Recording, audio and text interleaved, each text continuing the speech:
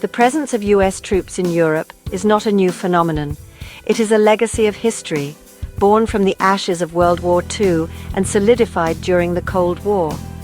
After the devastation of the war, the United States made a commitment to help rebuild Europe and deter further aggression.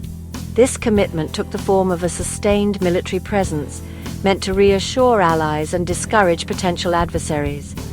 For over 75 years, US troops have been a stabilizing force on the continent, a visible symbol of the transatlantic partnership. This presence was not merely symbolic. During the Cold War, Europe was divided by the Iron Curtain, and the threat of Soviet expansion loomed large. US troops, along with their NATO allies, served as a bulwark against this threat, deterring aggression and providing a sense of security to Western Europe. Even after the fall of the Berlin Wall and the collapse of the Soviet Union, a significant US military presence remained in Europe. This continued presence reflected the reality that threats, though transformed, had not disappeared.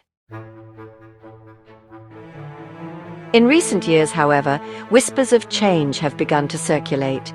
The United States, facing its own domestic challenges and strategic priorities elsewhere, has signaled a potential reassessment of its troop commitments abroad, including in Europe. This shift in tone has been accompanied by concrete actions, including the Trump administration's 2020 plan to withdraw 12,000 troops from Germany, a plan later reversed by the Biden administration, but indicative of a broader trend. These signals have not gone unnoticed in European capitals.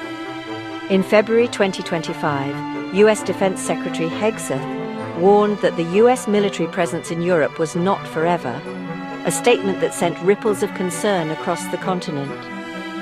More recently, reports have surfaced suggesting the Pentagon is considering withdrawing up to 10,000 troops from Central and Eastern Europe, particularly from Poland and Romania, countries that have been on the front lines of tensions with Russia. To understand the potential impact of a US troop reduction, it's essential to grasp the scale of the current US military footprint in Europe. While significantly smaller than its Cold War peak of over 400,000, the US still maintains a substantial presence on the continent. Current estimates place the number of US troops in Europe between 70,000 and 90,000, deployed across various bases and involved in a range of missions. The largest contingents of US troops are concentrated in Germany, with over 38,000 personnel, followed by Poland with 14,000, Italy with 12,000, and the United Kingdom with over 10,000. These troops are not just symbolic placeholders. They represent a significant investment in military infrastructure, equipment, and capabilities, deeply intertwined with European defense structures. The prospect of a US troop reduction has been met with a mixture of anxiety and a desire for self-reliance across Europe.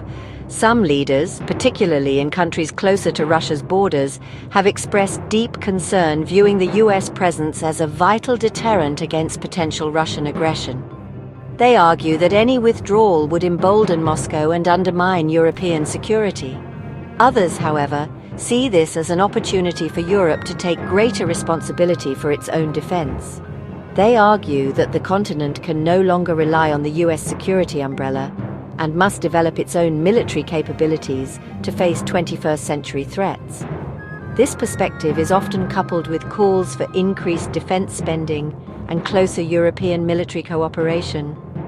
Despite these differing viewpoints, there is a clear consensus that the potential drawdown of US troops represents a pivotal moment for European security, demanding careful consideration and a unified response. The role of US forces in Europe extends far beyond mere symbolism. They are honestly deeply integrated into the continent's defense architecture, providing a range of capabilities that are critical to European security. One of their primary functions is to deter aggression, particularly from Russia. The presence of US troops, especially in Eastern Europe, serves as a tripwire, signaling to Moscow that any attack on a NATO ally would trigger a swift and decisive response. Beyond deterrence, US forces provide a wide array of military capabilities that many European countries simply lack. including air and missile defense, intelligence gathering and logistical support. They also play a critical role in training and equipping European militaries, enhancing interoperability and strengthening NATO's overall readiness. The US military presence in Europe is not just about boots on the ground. It's about maintaining a credible deterrent, fostering transatlantic cooperation, and ensuring the continent's security in an increasingly uncertain world. While a potential US troop reduction would have repercussions across Europe, certain countries would feel the impact more acutely than others. Poland and the Baltic states, situated on NATO's eastern flank and sharing borders with Russia, view the US military presence as a cornerstone of their security. They've been among the most vocal opponents of any drawdown, arguing that it would leave them vulnerable to Russian pressure and intimidation. Germany, hosting the largest contingent of US troops, would also be significantly affected. Beyond the economic impact of a potential drawdown, Germany's role as a logistical hub for US forces in Europe would be called into question. Romania, home to the Aegis Ashore missile defense system, a key component of NATO's missile shield, is another country where a US troop reduction would have significant strategic implications. Replacing the military capabilities provided by the United States would be a daunting and expensive task for Europe. A recent report by the IW Cologne, a German think tank, estimated that it would take Europe 10 to 12 years to develop the necessary capabilities to fill the gap left by a US withdrawal.